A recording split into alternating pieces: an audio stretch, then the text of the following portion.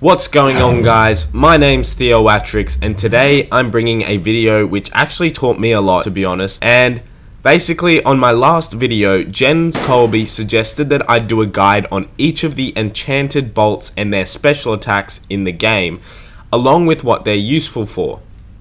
So today I'm going to go through each of the 10 Enchanted Bolts and explain their special attack and basically what cool things you could do with each of them. I hope you enjoy.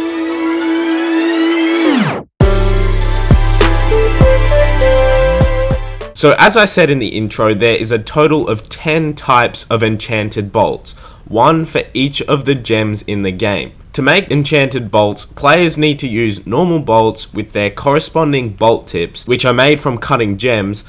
Then they have to use the enchantment spell for that bolt onto the bolt, and it makes them enchanted with the special attack. Before I start talking about each bolt, I want to make a note of something. The hard Kandarin diary increases the chance of a special attack occurring by 10% for all bolts. But keep in mind, since it's a hard diary, the stats are pretty high. Like, you need 75 smithing and at least 70 fishing in order to do the diary, so this isn't exactly a viable option for most players. Anyways, kicking it right off, the lowest level bolt that you can make an Enchanted Bolt is Opal Bolts E, and they have a special attack which makes a lightning strike appear above the enemy and is called Lucky Lightning. Basically, all this does is it causes 25% extra damage on the enemy whenever it activates, and it has about a 5% chance of activating. In my opinion, these bolts are probably pretty useless to use since they are bronze bolts and wouldn't hit very hard without the special in the first place, so the 25% damage boost is not going to really do a lot. The next bolts are the Jade Bolts Enchanted, which are blue-white bolts actually, and has a similar effect to the Dragon Spear special attack, where basically it spawns a rock above the enemy and knocks them over and makes them unable to move or eat or drink prayer potions for a little while. I can see this being pretty useful in PvP situations, but I'm not really sure that these bolts would buy in the Grand Exchange. I've never really thought of anyone making blue-white bolts in the first place, so I doubt there's many of these in the game. For PvM, I think these bolts would be really useless because they only have a 6% chance of using the special and they're blue-white, so they're pretty weak. Pearl Bolts E have a water attack kind of effect where basically they have a chance at being super effective on monsters which are based around fire, like fire giants, dragon, Tsar monsters, things like that. Now, this is a bolt that I would actually think would be useful for low-level players if they want to safe spot dragons or Tsar monsters for money. So with the bolt special, they'll be able to hit hard and not only get more XP, but they'll get faster kills than normal. But keep in mind, these are only iron bolts, so they're still a little bit weak. The next bolts are steel bolts with Topaz bolt tips, and in my opinion, this has to be one of the worst bolt enchantment specials. All it does is it has a 4% chance of lowering your target's magic level by 1. Yeah, 1. And it only works in PvP situations, so these are really, really pointless. The next one is the Sapphire Enchanted Bolts, and they are mithril bolts with the Sapphire Enchanted tips on them, and basically the special for this one, it is sort of like a smite attack. It drains the opponent's prayer by 1/20th of the user's current prayer level and gives some back. It's kind of hard to get your head around, but basically it drains your opponent's prayer and gives half of whatever it drains from their prayer points to yours.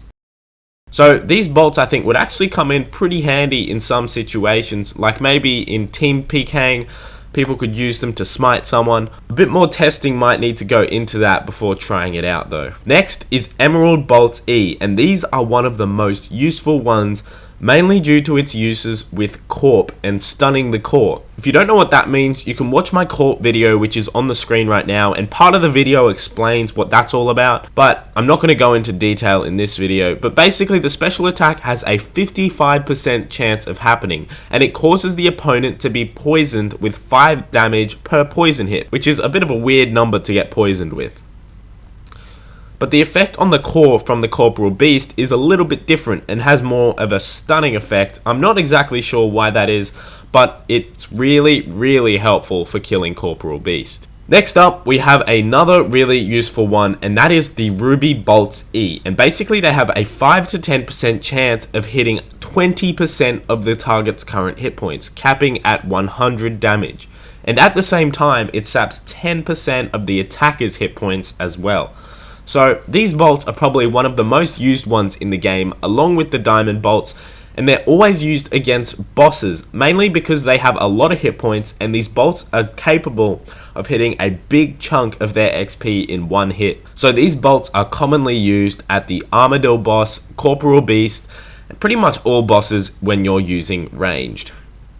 Alright, the next one is the Diamond Bolts E, and they are really useful. The main reason they're so good is that their base bolt is adamant as it is, and the special attack increases the max hit. So on top of the powerful adamant bolts, the max hit increase makes them overly powerful in PvP situations. On top of the max hit increase, they lower the enemy's range defense, so it makes it even better for bosses which have high defense, like Bandos or the Corporal Beast. These bolts are usually used in conjunction with ruby bolts when bossing, so in a way that rubies are used at the start of the kill when the boss has a lot of health, so it saps 20% of the health they have, and then once they get lower health and the 20% becomes insignificant, people usually switch to the diamond bolts and use the max hit bonus special. The next bolt is Dragon Bolts E, and is definitely the most useful PKing bolt to use, and it has a 6% chance of dealing Dragon Fire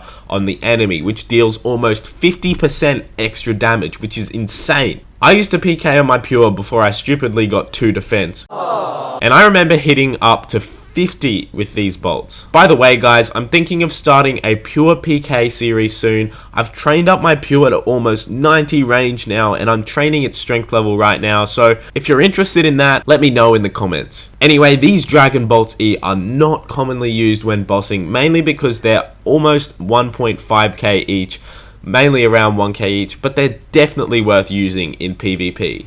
Okay guys, this is the last bolt, and that is the Onyx Bolts E, and these are by far the most expensive and cost about 9,000 coins each. These bolts have a 10% chance of using the special, and basically what it does is it deals 20% more damage, and on top of that, it heals the user's hit points by 1/4 of whatever they hit. A lot of people don't realize this, but this is a very good way to save inventory space when you're doing the fight caves. That way you can bring a lot more resource for prayer and simply use Onyx Bolts E to heal, then switch back to the diamond or broad bolts when you're on full health. Anyway guys, thank you for watching my video today. If you did enjoy it, be sure to leave a like and subscribe for more daily old school content. If you have any suggestions, make sure you leave them in the comments below.